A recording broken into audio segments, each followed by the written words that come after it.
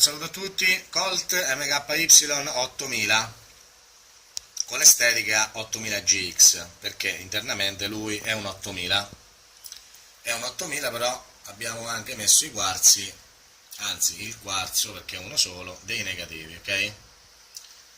È stato ristrutturato completamente perché comunque l'apparato era entro contenuto in un K350, bene? Quindi tutta l'estetica è stata rifatta completamente, dalla mascherina, culatta posteriore, tutto quanto, insomma, ecco, pomelli, tutto, le vette, tutto quello, diciamo, che concerne, diciamo, l'originalità del Colt, in quanto, ripeto, ecco, stava in un K350, è stata ristrutturata, rivista un po' tutta quanta la parte elettrica della scheda madre, poi lo vediamo anche da qualche foto che metto prossimamente. Ok, andiamo ad ascoltare. Logicamente qua abbiamo fatto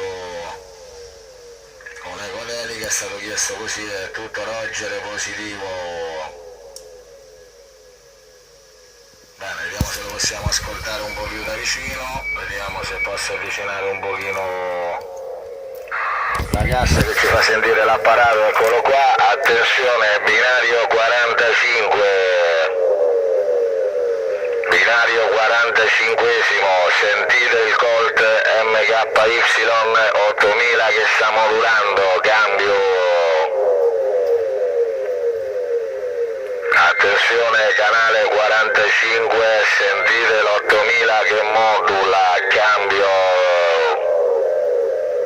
Bau, tutto Roger positivo, dai. Poi possiamo abbassare un pochino l'eco, adesso l'abbiamo messo, ecco, un pochino più alto, adesso lo regolo un pochino più basso, vediamo se la cosa è più bella, capo.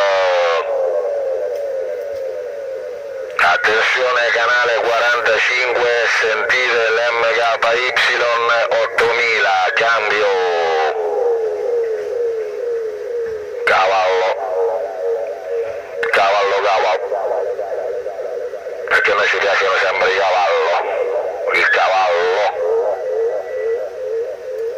Positivo ragazzi, tutto Roger, eccoci qua con questo MKY 8000, la cosa è bella.